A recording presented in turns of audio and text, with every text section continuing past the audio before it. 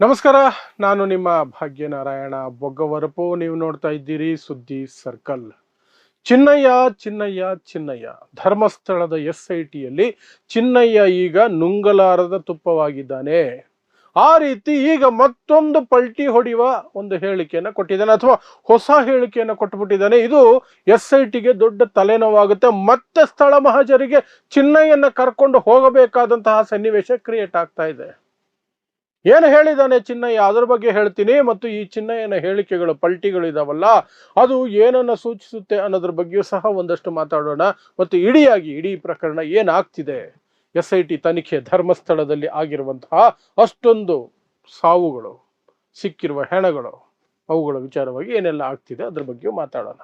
So ನಿಮಗೆ ಗೊತ್ತಿರೋ ಹಾಗೆ ಚಿನ್ನಯ್ಯನ ಬಗ್ಗೆ ನಾನು ನಿಮಗೆ ಇಂಟ್ರೊಡಕ್ಷನ್ ಕೊಡೋ ಅವಶ್ಯಕತೆ ಇಲ್ಲ. ದಿನ ಕೇಳಿ ನಿಮಗೆ ಎಲ್ಲ ಕಡೆಯಿಂದ ಪೂರ್ತಿಯಾಗಿ ಗೊತ್ತಿರುತ್ತೆ ಆಲ್ಮೋಸ್ಟ್. ಸೊ ಆ ಚಿನ್ನಯ್ಯ ಆರಂಭದಲ್ಲಿ ಕೊಟ್ಟಂತಹ ಹೇಳಿಕೆ ಆ ನಂತರ ಬದಲಾಯಿಸಿದ್ದಾನೆ ಅನ್ನುವಂತಹ ಸುದ್ದಿಗಳು ಬಂತು.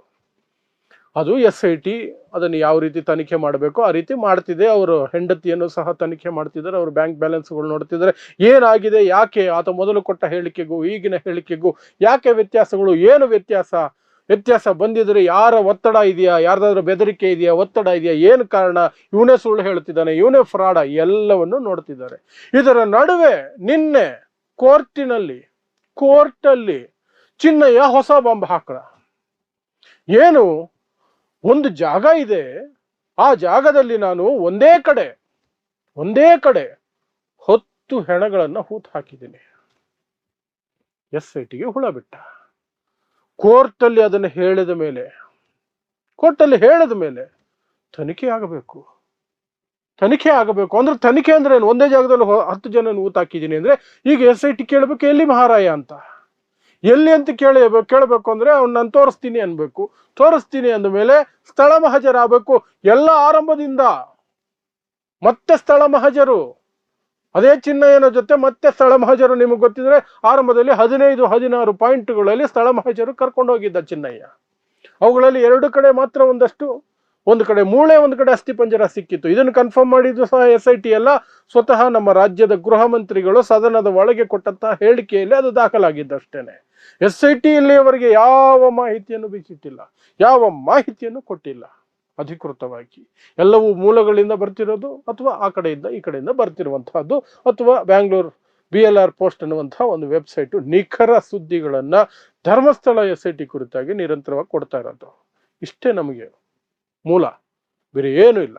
SIT ನೇರವಾಗಿ ಒಂದು ಪ್ರೆಸ್ ಕಾನ್ಫರೆನ್ಸ್, ಒಂದು ಪತ್ರಿಕಾ ಹೇಳಿಕೆನ ಏನೂ ಇಲ್ಲ. ಆದರೆ ಈಗ ಬಂದಿರೋದು ಕೋರ್ಟಲ್ಲಿ ಹೇಳಿರೋದ್ರಿಂದ ಇದು ಪಕ್ಕ. 10 ಹೆಣ ಒಂದೇ ಕಡೆ ಹೂತು ಹಾಕಿದ್ದೀನಿ. ತಗೊಳ್ರಿ, ಹೊಸ ಕತೆ ಶುರು. ಈಗ ಹೋಗಿ ಅವರು ಸ್ಥಳ ಮಹಾಜರಿಗೆ ಅವನು ಕರ್ಕೊಂಡು ಹೋಗ್ಬೇಕು, ಅವ್ನು ತೋರಿಸಿ ಜಾಗದಲ್ಲಿ ತೋಡಬೇಕು. ಅಲ್ಲಿ ಮೂಳೆಗಳು ಸಿಕ್ಕಿದ್ರೆ, ಅಸ್ಥಿಪಂಜರ ಸಿಕ್ಕಿದ್ರೆ ಅವುಗಳನ್ನ ಮತ್ತೆ FSL ಕಳಿಸ್ಬೇಕು. ಆ FSL ರಿಪೋರ್ಟ್ಗೆ ಕಾಯಬೇಕು. ಮತ್ತೆ ಆ ಹೆಣಗಳು ಯಾರ್ದು, ಎತ್ತ, ಹೇಗೆ ಬಂದವು, ಯಾರು ಹೂತಾಕೋಕ್ ಹೇಳಿದ್ರು, ಎಲ್ಲವನ್ನು ಸಹ ಈಗ ಮತ್ತೆ ತನಿಖೆ ಮಾಡಬೇಕು. ಸೊ ಇದು ಮತ್ತೆ ಚಿನ್ನಯ್ಯನ ಹೊಸ ಆಟನ. ಆರಂಭದಲ್ಲಿ ಏನು ಹೇಳಿದ್ದ, ಮೊದಲನೇ ಸ್ಟೇಟ್ಮೆಂಟು ಸ್ಟೇಷನ್ಗೆ ಬಂದಾಗ ಬುರ್ಡೆ ಜೊತೆಯಲ್ಲಿ, ಬನ್ನಿ ತೋರಿಸ್ತೀನಿ, ಎಲ್ಲ ಕಡೆ ನನಗೆ ಗೊತ್ತಿದೆ ಅಂತ ಕರ್ಕೊಂಡು ಹೋದ. 15-16 ಪಾಯಿಂಟ್ಗಳಲ್ಲಿ ಅಗಸ್ತ. ಅಲ್ಲಿ ಸಿಕ್ಕಿದ್ದು 2 ಕಡೆ. ಆ ನಂತರ ಅವನೇ ಸುಳ್ಳು ಹೇಳ್ತಿದ್ದಾನೆ ಅನ್ನುವಂತಹ ಸುದ್ದಿಗಳು ಬಂತು.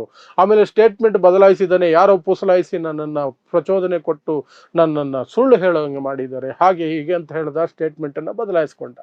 ಆ ನಂತರ ಈಗ ಈ ಹೊಸ ಸ್ಟೇಟ್ಮೆಂಟ್ ಮಾಡಿದ್ದಾನೆ. ಸೊ ಹಾಗಾದ್ರೆ ಇದು ಚಿನ್ನಯ್ಯ ಡಬಲ್ ಗೇಮ್ ಆಡ್ತಾ ಇದ್ದಾನೆ ಅನ್ನೋದಕ್ಕೆ ಇನ್ನೊಂದು ಪುಷ್ಟಿನ, ಅಥವಾ ನಿಜವಾಗ್ಲೂ ಈ ಹಿಂದಿನ ಹೇಳಿಕೆ, ಫಸ್ಟ್ ಆರಂಭದಲ್ಲಿ ಕೊಟ್ಟಿದ್ದ ಹೇಳಿಕೆನ ಸರಿನಾ, ಮಧ್ಯದಲ್ಲಿ ಕೊಟ್ಟಿದ್ನಲ್ಲ ಇನ್ನೊಂದು ಹೇಳಿಕೆ, ಅದು ಅಲ್ಲ, ಹಂಗಲ್ಲ, ಇದು ಹಿಂಗೆ, ನನ್ನನ್ನು ಯಾರೋ ಕಳಿಸಿದ್ದಾರೆ ಪ್ರಿಪೇರ್ ಮಾಡಿ ಅಂತ ಕೊಟ್ಟಿದ್ದು ಯಾವ್ದೋ ಒತ್ತಡಕ್ಕ, ಇದನ್ನೂ ಆಗ್ಬೇಕು. ಇದು ಒಟ್ನಲ್ಲಿ ಚಿನ್ನಯ್ಯ SITಗೆ ಹುಳ ಬಿಡೋದನ್ನಂತೂ ಸಿಕ್ಕಾಪಟ್ಟೆ ಮಾಡ್ತಿದ್ದಾನೆ. ಅವನು ಏನು ಹೇಳ್ತಿದ್ದಾನೆ ಅನ್ನೋದ್ರ ಬಗ್ಗೆ ಒಂದು ಫೈನಲ್ ಆದಂತಹ ಒಂದು ಪಿಕ್ಚರ್ ಸಿಗಬೇಕು ಅಂದ್ರೆ ಈಗ ಈ 10 ಹೆಣಗಳನ್ನ ಎಲ್ಲ ಊತ್ ಹಾಕಿದ್ದೀನಿ ಅಂತ ಹೇಳ್ತಿದ್ದಾನಲ್ಲ, ಅಲ್ಲಿ ತೋಡಬೇಕಾಗತ್ತೆ. ಸೊ SIT ತನಿಖೆ ಇನ್ನೇನು ಮುಗಿತಾ ಬಂತು, ಎಂಡ್ ಗೇಮ್. ರಿಪೋರ್ಟ್ ಕೊಟ್ಟು ಬಿಡ್ತಾರೆ, ಈ ತಿಂಗಳು ಮ್ಯಾಕ್ಸಿಮಮ್ ಮುಗದೇ ಹೋಯ್ತು ಅಂತಿದ್ರಲ್ಲ, ಈಗ ಯಾಕೋ ಅದು ಆ ರೀತಿ ಹೋಗ್ತಿರೋಂಗೆ ಕಾಣ್ತಾ ಇಲ್ಲ. ಈ 10 ಹೊಸದು ಕತೆ ಹೇಳಿದಾನಲ್ಲ ಚಿನ್ನಯ್ಯ, ಅದು ಕತೆನಾ ನಿಜನಾ ಅಂತ ತಿಳ್ಕೊಂಡು ಅಲ್ಲಿ ಹೋಗಿ ಮಾಡೋಷ್ಟೊತ್ತಿಗೆ ಇನ್ನೂ ಸಿಕ್ಕಾಬಿಟ್ಟ ಸಮಯ ಬೇಕಂತೆ.